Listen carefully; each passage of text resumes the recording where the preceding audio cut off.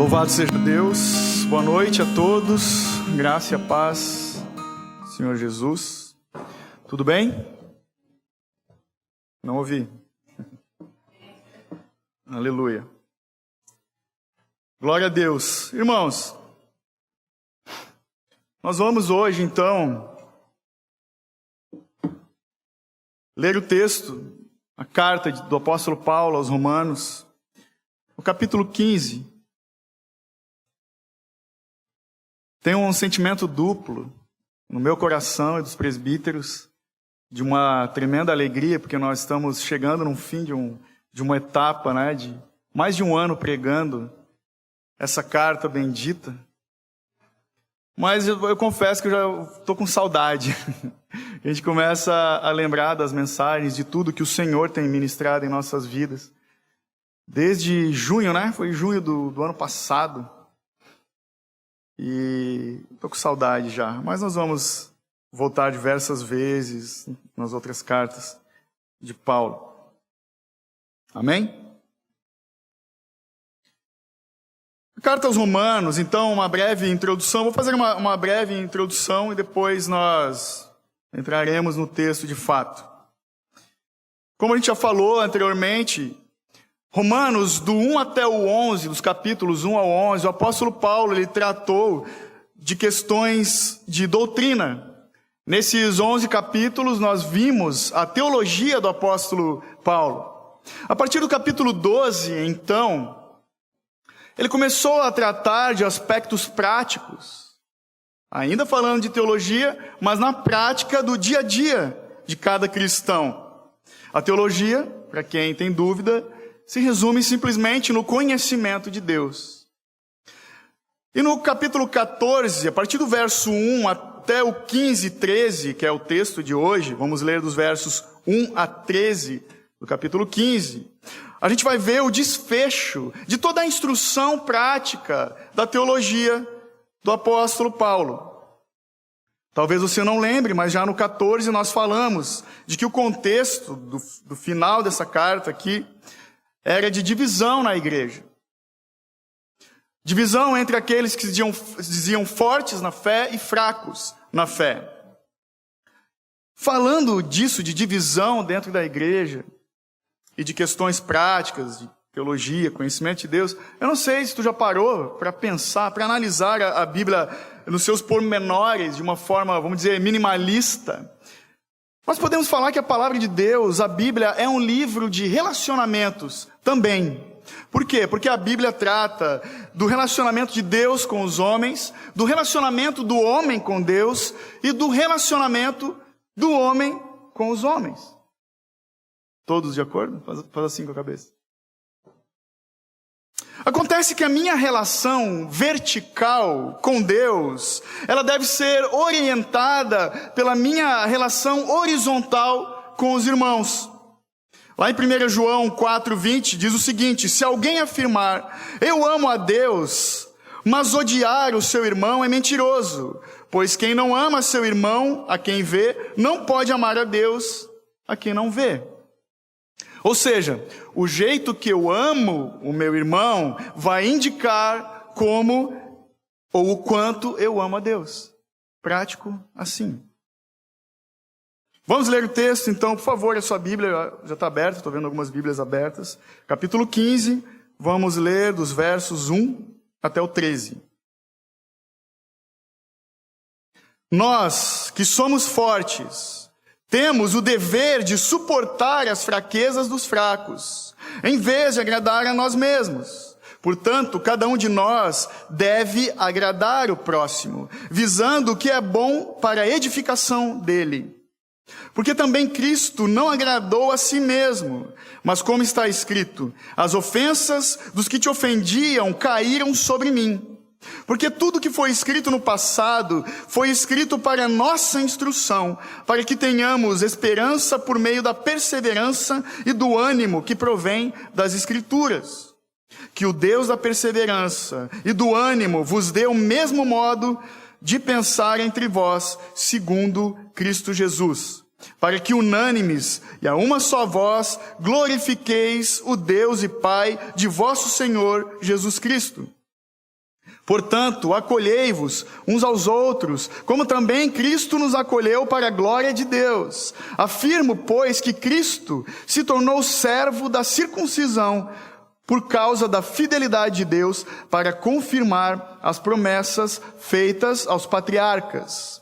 E para que os gentios glorifiquem a Deus pela sua misericórdia, como está escrito: portanto, eu te louvarei entre os gentios, e cantarei hinos ao teu nome. E diz ainda: alegrai-vos, gentios, juntamente com o seu povo. E ainda: louvai ao Senhor todos os gentios, e louvem-no todos os povos. E outra vez Isaías diz: surgirá a raiz de Jessé, aquele que se levantará para reger os gentios. Nele os gentios colocarão a esperança. Que o Deus da esperança vos encha de toda alegria e paz na vossa fé, para que transbordeis na esperança pelo poder do Espírito Santo. Amém. Vamos orar? Bendito Deus e Pai, louvado seja o teu santo nome, bendita é a tua santa palavra que é viva e eficaz.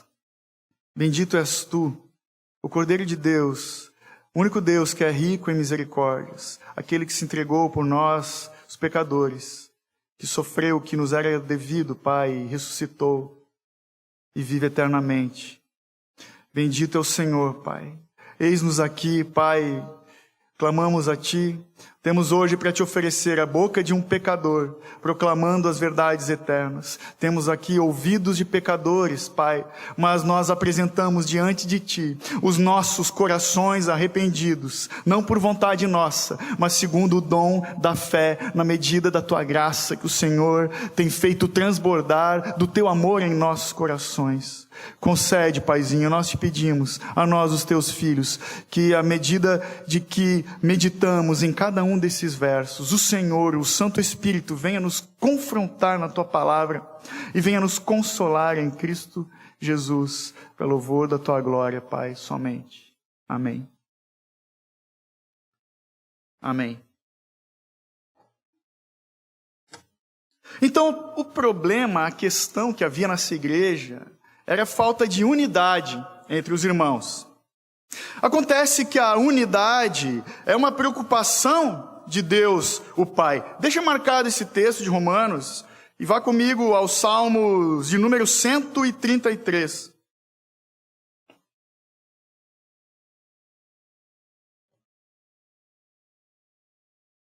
Um salmo bem conhecido. Salmo 133. Que diz: como é bom e agradável os irmãos viverem em união. É como óleo precioso sobre a cabeça, que desce para a barba de Arão, e desce sobre a gola das suas vestes. Como o orvalho do Hermon que desce sobre os montes de Sião. Ali o Senhor ordena a bênção e a vida para sempre. O salmista, então, aqui ele diz que a unidade para Deus é algo doce, perfumado e belo.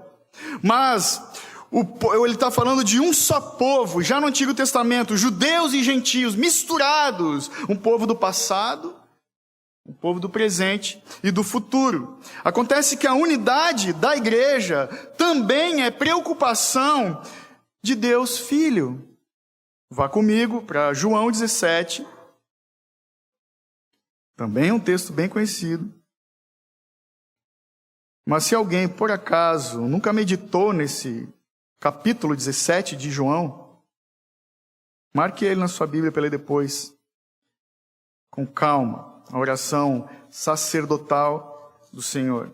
João 17, 21, 22 e 23. As palavras de Jesus: para que todos sejam um, assim como tu, ó Pai, és em mim e eu em ti, que também eles estejam em nós, para que o mundo creia que tu me enviaste. Eu lhes dei a glória que me deste, para que sejam um, assim como nós somos um.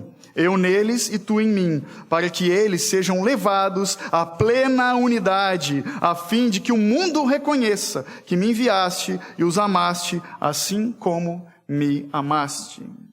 Mas a unidade da igreja também é uma preocupação única do Espírito Santo, e nós vemos isso em Atos, capítulo 4, Atos 4, 31, 32 e 33.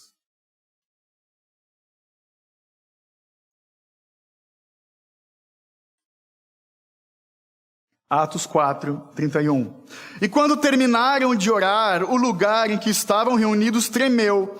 Todos ficaram cheios do Espírito Santo e passaram a anunciar com coragem a palavra de Deus. 32. A multidão dos que criam estava unida de coração e de propósito. Ninguém afirmava ser sua alguma coisa que possuísse, mas tudo era compartilhado por todos. E com grande poder, os apóstolos davam testemunho da ressurreição do Senhor Jesus. E em todos havia imensa graça.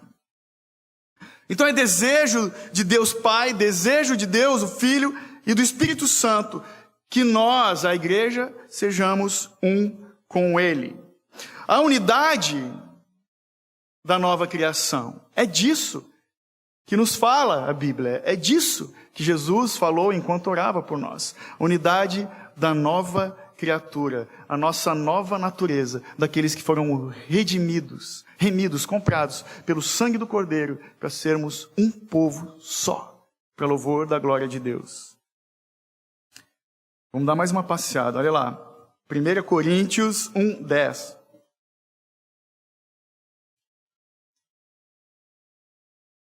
Coríntios 1, 10. O apóstolo Paulo também, inclusive curiosidade, ele escreveu a carta aos Romanos enquanto estava na cidade de Corinto. E lá também a igreja estava dividida.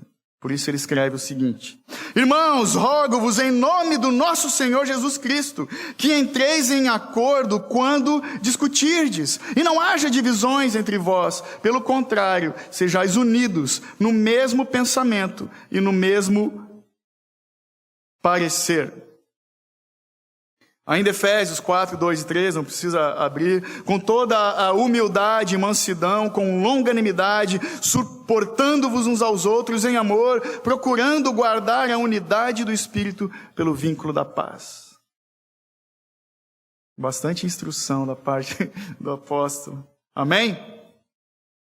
Então, os crentes fortes eram os maduros, e o crente maduro deve ajudar o fraco ou o imaturo a crescer rumo ao exemplo de Cristo. É isso que nós lemos em Romanos 15, do 1 ao 6. Mas os crentes devem aceitar uns aos outros. Paulo também nos exorta, com as suas diferenças. Somos diferentes, né? Então temos que nos aceitar, assim como Jesus aceitou judeus, gentios, de acordo com as promessas que foram feitas aos patriarcas, ou os pais da fé. E isso nós vamos ver dos versos 7 ao 13. Então, na verdade, o contexto, a raiz dessa discussão toda é que alguns tinham liberdade demais, né? Eram acusados de ter liberdade demais, e outros acusados de ter liberdade de menos. É isso que acontecia. Crentes fortes e fracos na fé. O forte, em sua maioria, como já falamos anteriormente, eram os gentios. Aqueles que não observavam o ritual da lei, eles comiam carne de porco, eles comiam talvez alguma carne que talvez, provavelmente, quem sabe, tenha sido consagrada para ídolos. Se eles não tinham essa informação, eles comiam igual, né? Pensa, não vou comer da Friboi porque o cara lá é espírita. Não importa, vamos comer porque a gente consagra para Deus, ora pelo alimento e a picanha é bem-vinda. É óbvio, se eles sabiam da origem da carne, se abstinham de comer. Porque eles sabiam que um ídolo, o que é um ídolo, irmão? Nada, um ídolo não é nada. E esse povo, então, os fortes, que eram gentios, eram daqueles que não tinham problema nenhum em passear com a família no sábado, por exemplo. Mas os fracos, em sua maioria, eram os judeus. Eles observavam ainda alguns rituais da lei. Eles tinham receio de fazer tal e tal coisa, porque eles ainda estavam presos nas coisas, alguns aspectos da lei. eles estavam amarrados a questões da antiga aliança. Você imagina que o fraco, então, era aquele que tinha uma bola de ferro, aquela de desenho animado, sabe, no pé, assim, que impedia o cara de caminhar. Ele caminha com uma certa dificuldade, porque ele está amarrado nas coisas do passado. Nós vemos, então, aqui a questão podemos falar que é um embate da religiosidade versus a religião, a verdadeira religião, ou legalismo versus relacionamento com Deus. A gente tem um preconceito quando fala religião, né? Quando alguém meio incauto vem conversar, tu é da religião, eu ficava meio assim, cara, a verdadeira religião é boa, porque a verdadeira religião fala de relacionamento com Deus. Mas essa galera aqui, eles estavam discutindo coisas secundárias, que não levam a nada.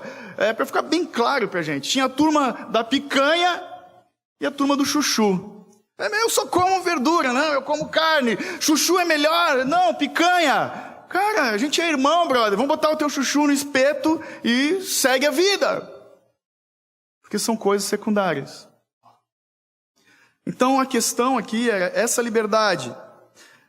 Para a gente contextualizar, a liberdade humana é um conceito hoje que está muito em alta, né? Mas lá em Roma e Israel era um pouquinho diferente. Naquela época, para o romano, a liberdade falava de conquistar, dominar, expandir territórios. Para o grego, a liberdade significava a expansão do pensamento, filosofia, se conhecer melhor, experimentar coisas novas, vencer os seus limites. E para o judeu, a liberdade falava de alguém, um salvador, um Messias, que vinha livrá-los da opressão de Roma. Só que eles aguardavam um rei poderoso, com espada na mão, cheio de glória e poder, fogo no zóio. E ele veio, e eles não o reconheceram. Veio como um servo humilde. E eles nem tchuns para o rei da glória. Mas a liberdade hoje, qual é o conceito que o homem moderno tem da liberdade? Alguns acham que a liberdade é vencer algum medo, agora eu posso seguir adiante, eu posso sair do armário. É a liberdade da Frozen, da Elsa, livre estou. Outros acham que a liberdade é a liberdade do Nat Roots, liberdade para dentro da cabeça, aquela música lá. Acontece que o homem sem Deus não entende a liberdade. O homem sem Deus acha que a liberdade ela se resume em questões de ideologia, uma liberdade de pensamento. Eu sou livre para pensar o que eu quiser. É o tal do relativismo, é aquela história, o copo vazio, o copo cheio. A vida é relativa, tudo é relativo. O homem sem Deus acha que tem liberdade de crença, de convicção. Hoje se fala muito de espiritualidade. Eu posso criar a minha religião. Eu posso dizer que aquele cogumelo é Deus. O universo é Deus. Deus está na natureza.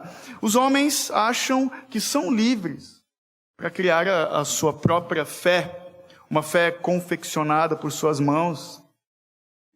Isso não é muito diferente daquela época, né? Do Antigo Testamento e dos tempos bíblicos. Mas ainda tem gente hoje que acha que liberdade se resume em questões de identidade, liberdade de gênero. Eu decidi, eu nasci homem, mas eu quero ser um abajur. Você é uma menina, mas se você quiser, você pode ser um pônei. É ridículo. Está tão corrompido esse conceito de liberdade, que é assim que caminha a humanidade. O homem natural, irmãos, ele acha que a religião, como eu já falei, é ruim. Ele acha que a religião, na verdade, é como um cabresto, é como aquele tapa-olho de cavalo, sabe? Eu fui pesquisar o nome disso, é Antólios, não sei se alguém sabia disso. Antólios, né? Que nós, que somos da religião, somos da fé, botaram um cabresto, agora ele só olha para aquela direção, ele só caminha. Cara, quando na verdade, a liberdade, a verdadeira religião, o relacionamento com Deus, tira as escamas dos nossos olhos e remove o véu dos nossos corações, para que nós vejamos a verdade, para que nós passemos a ver a criação, não somente a criação, mas o toque do Criador, da sua graça, da redenção, da ação redentiva de Deus em toda a criação. Amém? E filosofando ainda nessas questões, eu não sei se você já parou para pensar com profundidade nessas coisas, mas veja, a Bíblia nos mostra que nenhum homem é livre. Nenhum homem é livre. Todo homem é escravo. Todo homem é escravo ou do diabo ou é escravo de Deus. É servo do diabo ou servo de Deus. Por quê? Porque só Deus é totalmente livre. O único ser livre, totalmente livre, é aquele que criou todas as coisas. E mais, é aquele que sempre existiu. Ele é totalmente livre. Ninguém além dele.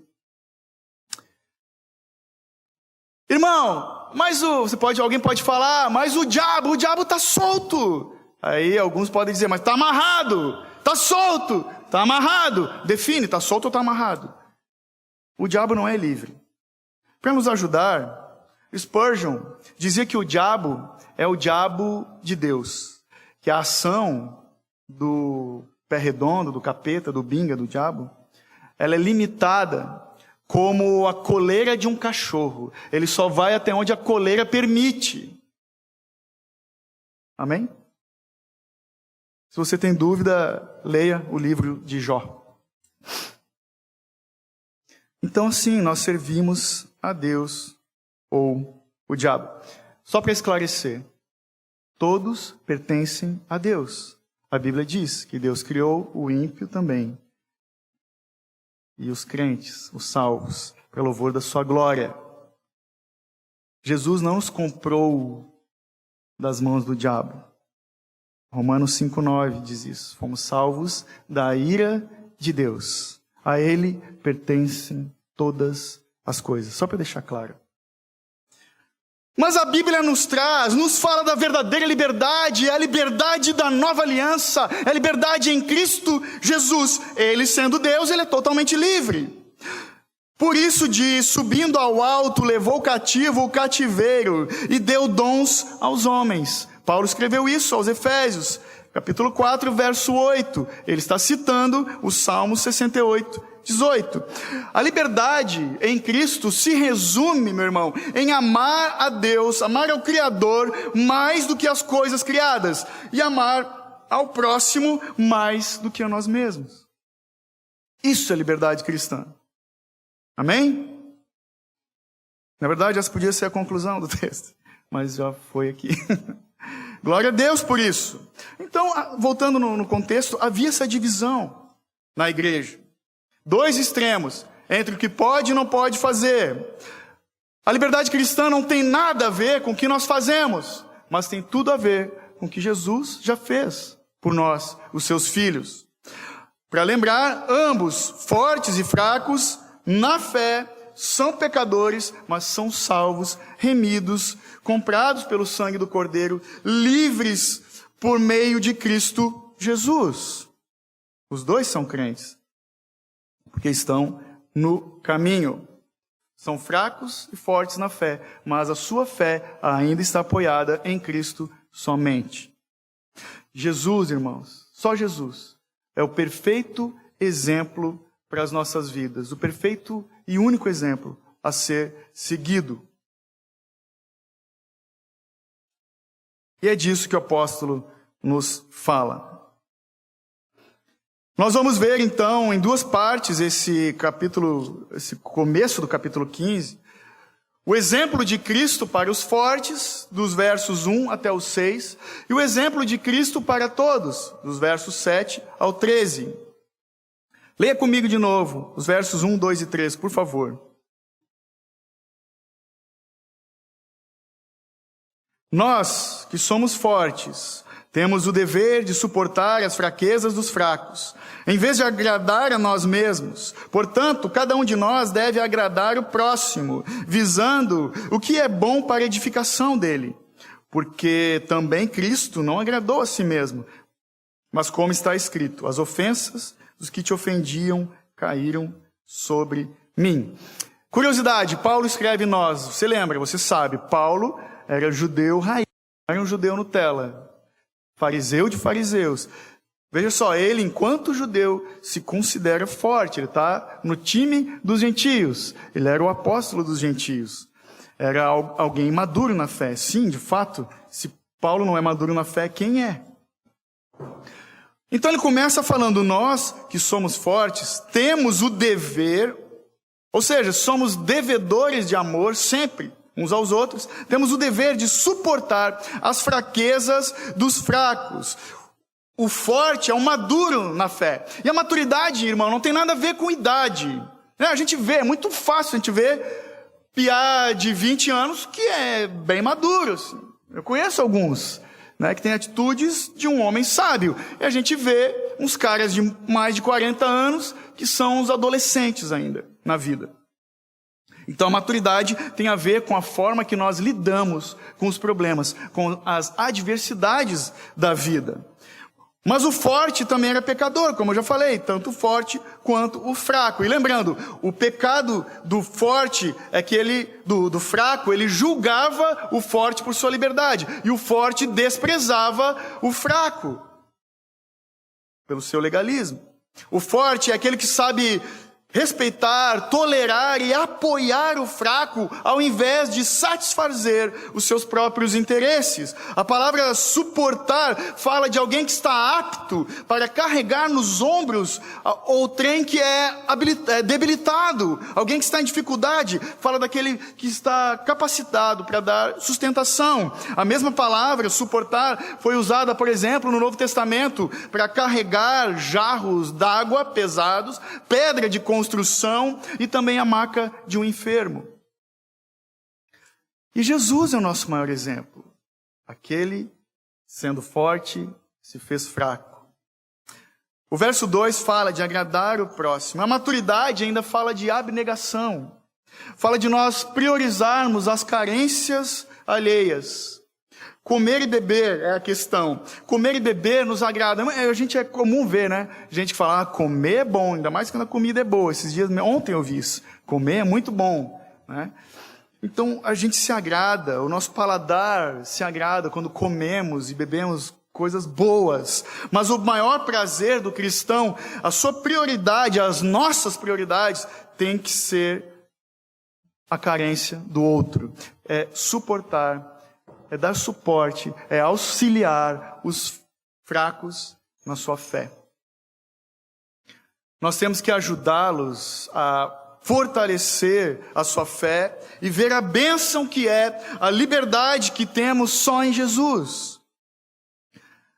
Porque não só naquela época existia o legalismo, ainda hoje tem. É muito comum, né? A gente vê, talvez alguém aqui tenha vindo de algum contexto legalista, né? Por exemplo, não pode cortar o cabelo, mas nunca estudou o credo apostólico, né? O que é mais relevante para a minha fé? A irmã não pode usar calça, mas nunca parou para estudar, para meditar na importância da Santa Ceia e do significado bendito do batismo, dos sacramentos. Legalismo. Amém? Então, meditando nessas questões, eu pergunto para ti, meu irmão, minha irmã, o que te impede ainda de seguir adiante em unidade? O que te impede de se sentir parte do corpo de Cristo? São as coisas da lei, as coisas do passado, as coisas que você acha certo ou errado? Porque nós somos especialistas em apontar o dedo, não é verdade? Eu mesmo, antes de Jesus, era expert em fazer isso. Apontar o dedo e ver os erros dos outros. O que tem nos impedido de avançar? Talvez sejam coisas que você aprendeu no passado, mas você ainda se agarra nisso, mesmo suspeitando que essas questões podem estar em desacordo com a palavra de Deus. Mas eu aprendi assim, eu nasci assim, eu vou seguir assim. Cara, vamos para a Bíblia, vamos para a palavra de Deus. Eu ouvi uma frase uma uma vez que para mim foi um divisor de águas na minha vida. Nem sei quem falou isso, mas diz que um homem, ele começa a envelhecer a partir do momento em que ele desiste de aprender. Daquele dia em diante, eu decidi, eu sou um eterno aprendiz, porque eu não quero ficar velho. Sempre temos algo para aprender, muito mais das Escrituras, porque elas são fonte inesgotável de profundidade, da riqueza, do saber e conhecer de Deus. Vamos aprender uns com os outros, pautados no Evangelho de Cristo. Deixa as coisas do passado. Talvez você se boicota de caminhar entre irmãos, porque você não tem vontade de aprender, não se sujeita aos outros. Ou, talvez alguém aqui acha que o seu alvo maior de vida é desfrutar dessa liberdade. Uma ilha, sozinho. Conhecimento, conhecimento, conhecimento, conhecimento! E não compartilha. E não... Sabe, é como um pai que não se sujeita a ensinar das coisas básicas da vida para o seu filho. Nós que temos filhos, a gente aprende muito com eles. E é impressionante como Deus fala através dos pequeninos. Quando você, vou dar uma dica aqui para quem não sabe, vai falar com uma criança, abaixa no nível dos olhos dele, não fala de cima para baixo. Cara, é intimidador isso. Humilhe-se, abaixa. E nós temos crianças bem amadas nessa igreja, pratique isso. Se permita entrar no universo dos pequenos. Se permita a ouvir o fraco na fé. Disponha-se a compartilhar do conhecimento que o Senhor tem te dado, pela graça e a misericórdia de Deus. Venha me ensinar algo. Vamos aprender juntos. Amém? Porque esse é um pequeno preço que nós pagamos pela liberdade que recebemos. É curioso que nós lemos ali o verso 1, 2 e 13, a gente vê nitidamente, eu gosto de esmiuçar as coisas. Nós vemos o que, como e porquê. Do que está falando esses 3 versos? Que o forte deve carregar as fraquezas dos fracos. Como? Buscando agradar ao próximo e não a si mesmo. Por quê? Porque Cristo não agradou a Ele mesmo. Qual é o objetivo? A edificação dos fracos na fé. O segredo, meu irmão, da unidade é humildade e serviço. A maturidade fala disso também. Quem é maduro, serve. Quem é de Cristo, é servo. Porque nós não vivemos para agradar a nós mesmos. Ali no verso 3, porque Cristo não agradou a si mesmo, mas como está escrito, Paulo está citando o Salmo 69, 9, quando ele diz, as ofensas dos que te ofendiam, Deus, caíram sobre mim.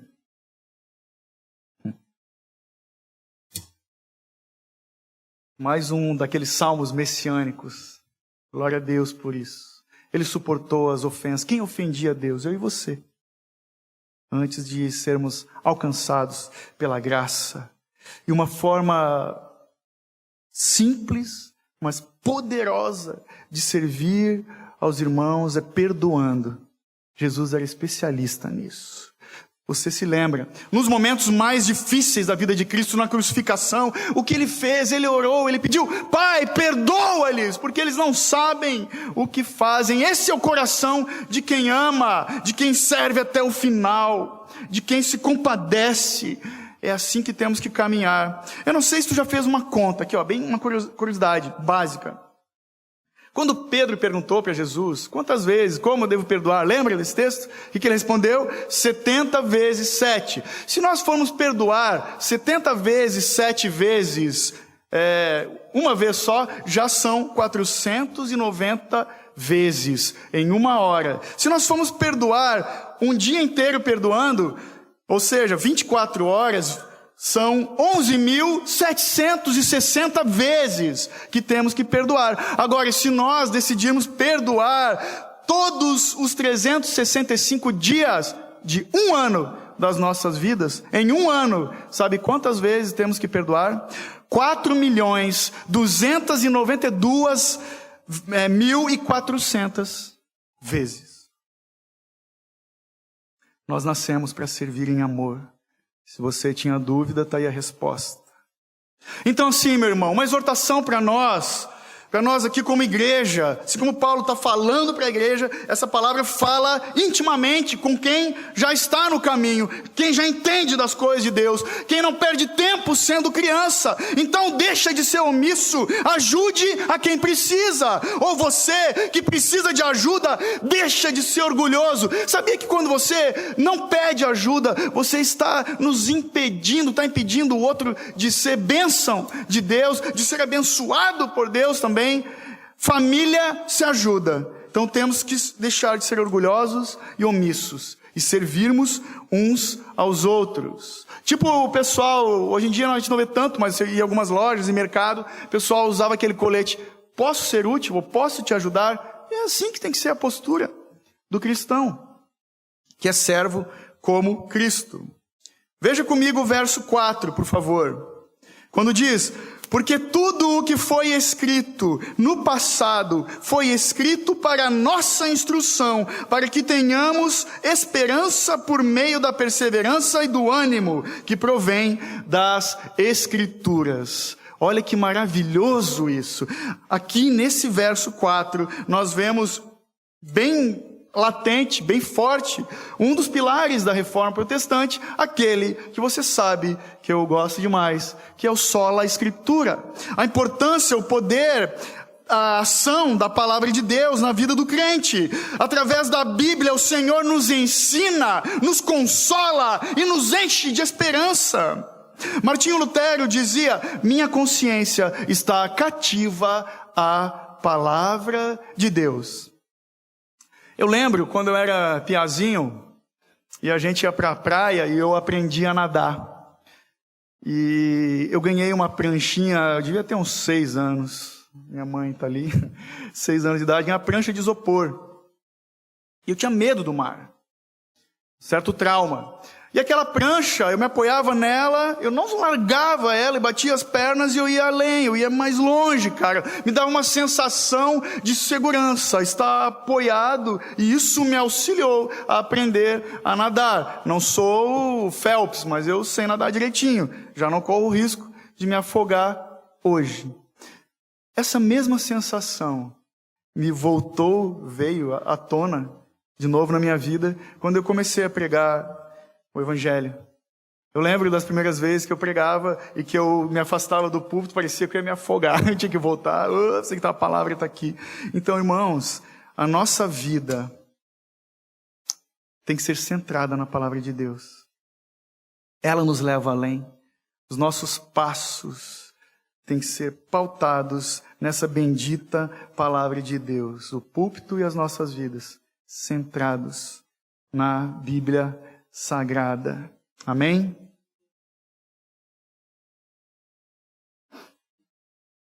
Então, ele escreveu no verso 4: e isso, escrito no passado, serviu para a nossa instrução, para o ensino da abnegação.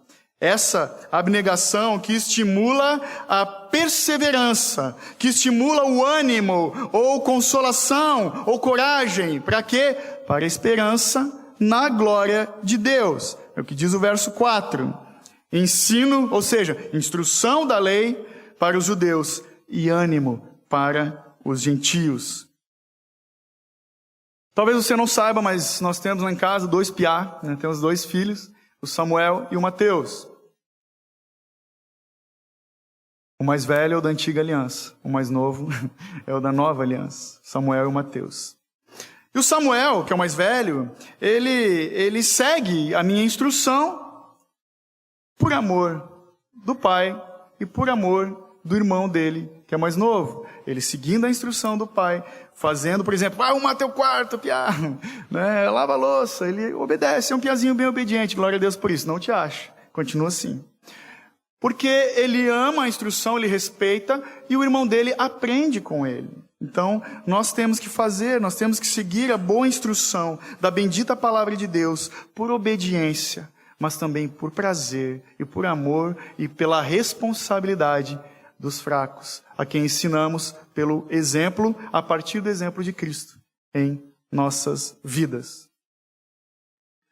Nos versos 5 e 6, então, o apóstolo Paulo faz uma primeira oração, quando ele diz que o Deus da perseverança e do ânimo vos dê o mesmo modo de pensar entre vós, segundo Cristo Jesus, e para que unânimes e a uma só voz glorifiqueis o Deus e Pai de nosso Senhor Jesus Cristo. O mesmo modo de pensar e de falar que glorificam a Deus. Deus, só Ele, é essa fonte de perseverança e de ânimo que a Escritura nos oferece. Então, ele está falando que nós devemos ter o mesmo sentimento uns para com os outros. Tende em vós o mesmo sentimento que houve também em Cristo Jesus. Filipenses 2:5. Tal como Jesus, nós temos que ter perseverança e ânimo que nos dão o quê?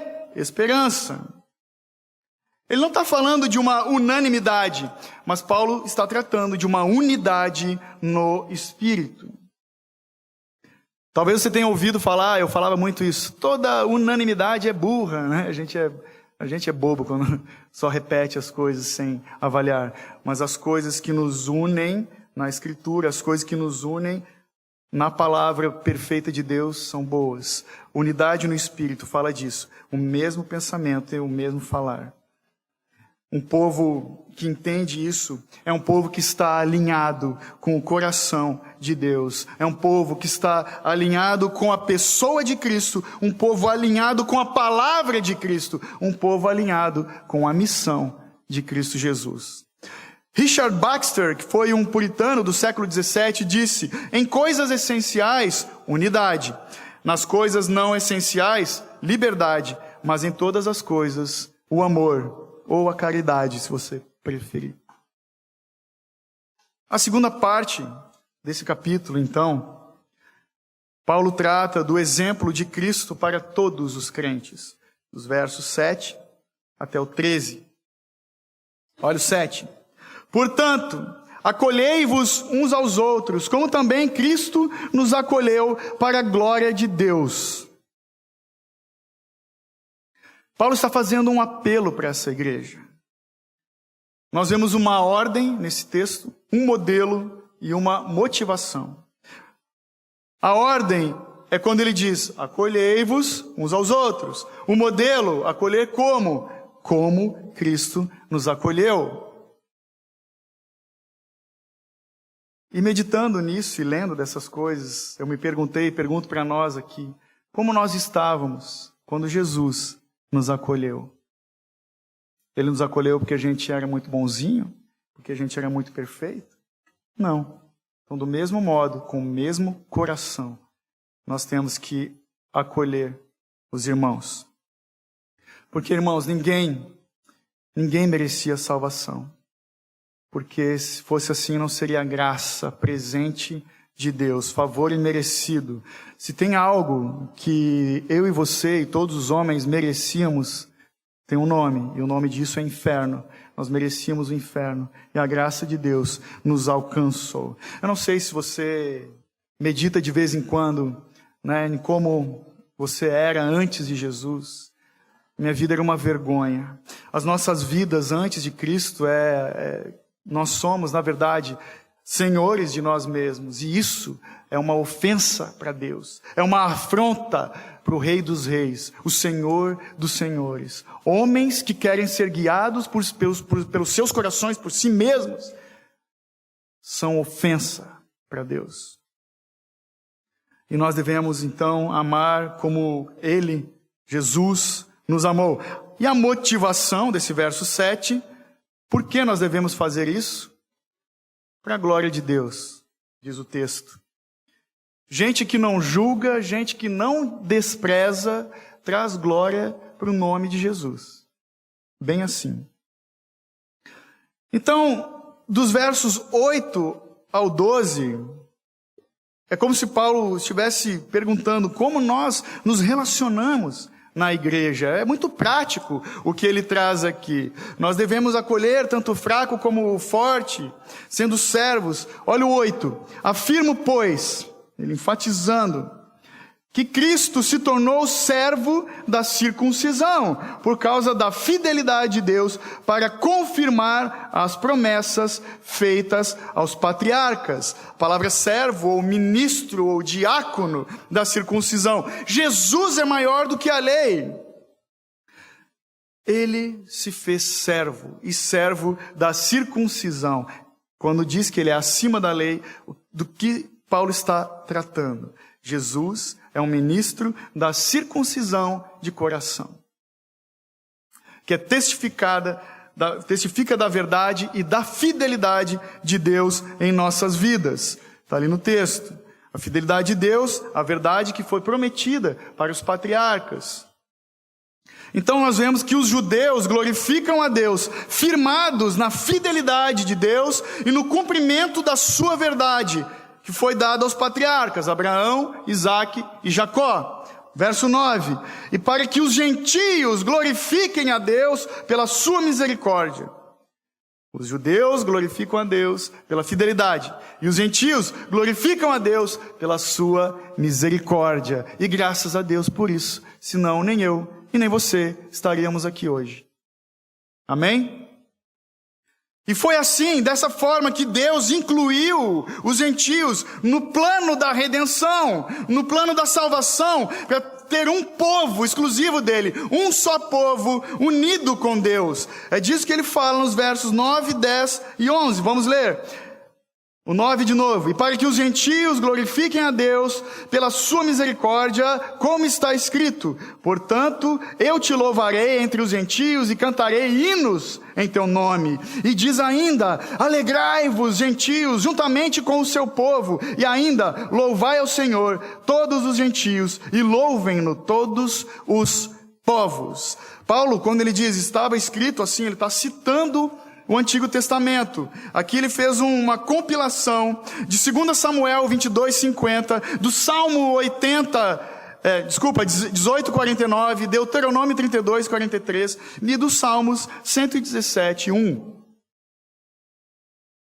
Ele está lembrando que já no Antigo Testamento, já naquele contexto de Abraão, no contexto de Davi, Deus prometeu um Senhor, um Messias, que não era exclusivo só dos judeus, mas que viria também para os gentios, o povo que não é judeu, eu e você. E tem gente que duvida de que fomos escolhidos antes da fundação do mundo. Jesus, amados, por vontade dele, é assim que opera. Jesus é o Rei da Glória, Ele é o eterno Criador, o soberano, cheio de graça e misericórdia, de poder e majestade.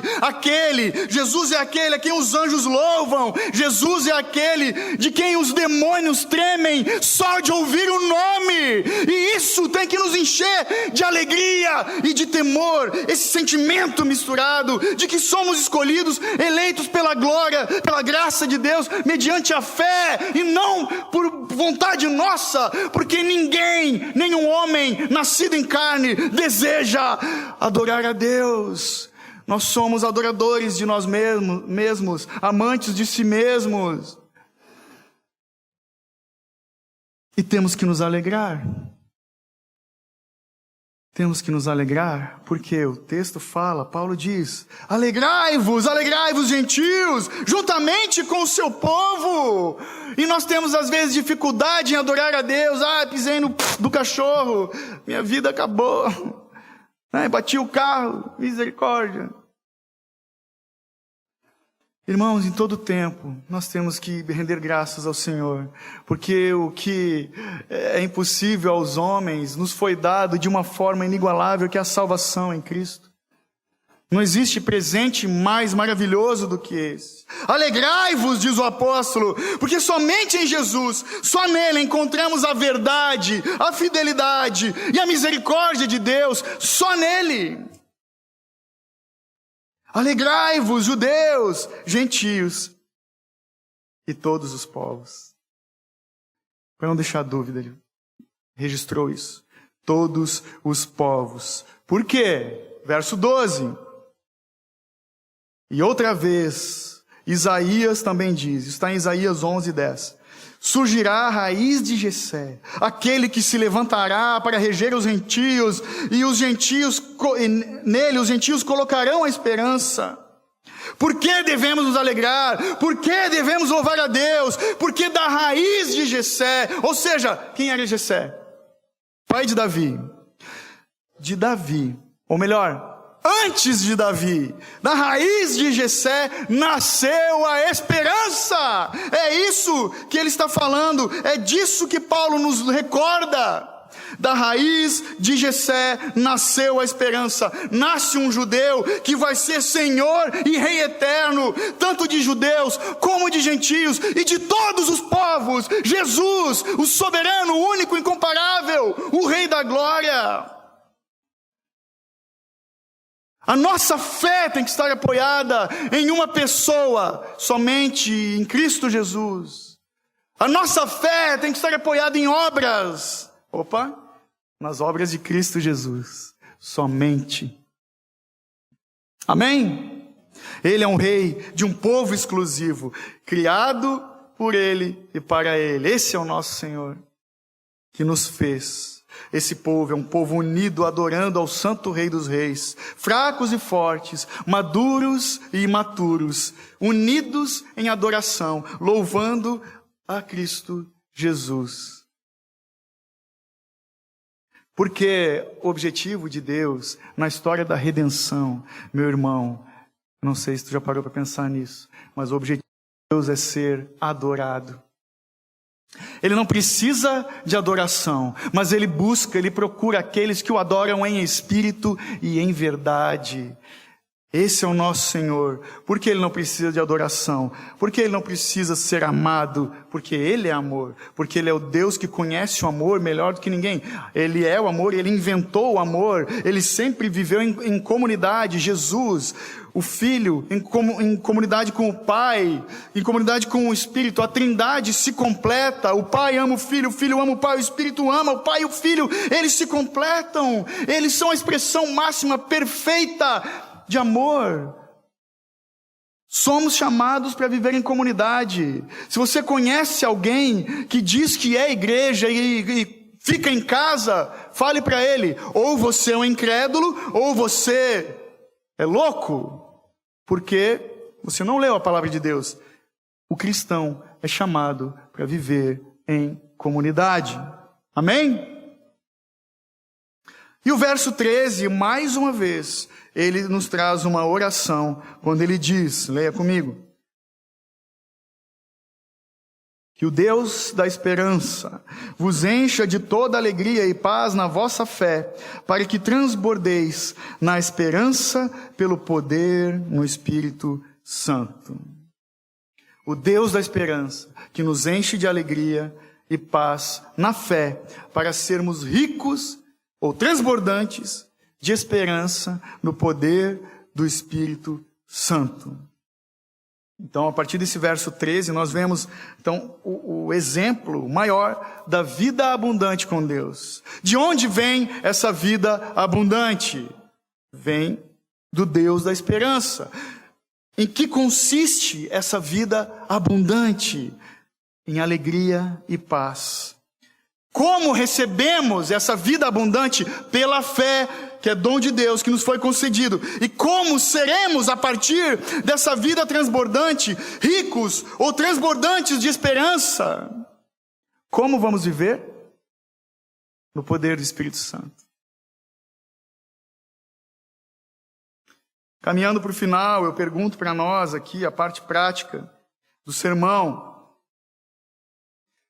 Você tem vivido uma vida abundante em Jesus? Se você fosse dar uma nota de 0 a 10 para a sua vida espiritual hoje, que nota? Não precisa responder, pensa. Que nota você daria? É um exercício bem interessante de fazermos. Uma vida abundante de alegria, de gozo e paz no supremo poder de Deus. Não só de domingo em domingo. Não só repostando mensagens na rede social, mas uma vida abundante. de alegria, de paz em Cristo Jesus. Porque quando nós temos isso, quando nós desfrutamos, quando nós nos apoiamos e nos regozijamos nesse supremo poder de Deus, nós nos tornamos ricos, como diz a palavra, ou transbordantes de esperança. E só assim nós vamos experimentar o poder real do Espírito Santo em nossas vidas. Para concluir, não importa de onde viemos. O que importa é para onde estamos indo, para onde estamos caminhando. Tanto o crente, o cristão fraco e o forte estão no caminho, foram colocados no caminho pela misericórdia de Deus. Todo cristão está no caminho. Mas o caminho é o caminho da santidade. Isaías fala disso. Paulo nos exorta a desenvolvermos a nossa santificação. Nesse caminho da santidade, de um lado temos a lei onde opera a morte para a condenação dos nossos pecados. E lá do outro lado nós temos a cruz, onde operou a morte para o perdão dos nossos pecados. Estamos no caminho. A morte do Filho que nos deu a vida, uma vida abundante no Espírito Santo e a vida eterna na presença do Pai. Qual tem que ser a minha e a tua postura nesse caminho? O verso 11 diz: louvai ao Senhor. A nossa postura é de louvor a Deus, é bendizendo os seus grandes feitos, é adorando ao Senhor de verdade, não só da boca para fora, mas do coração, do intelecto, o nosso ser, todo ser que respira, louve ao Senhor. Amém? Cantando a Deus com esperança e alegria, cantando de Jesus, aquele que nos libertou e nos deu da sua paz, a paz que o mundo não nos dá. Para encerrar, abre comigo Apocalipse 5.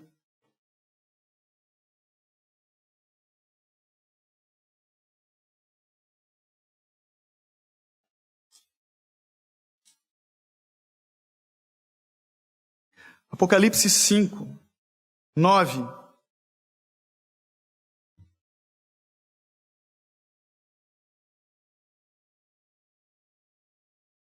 O livro da Revelação, do apóstolo João, né? As coisas que vão acontecer. Verso 9 de Apocalipse 5.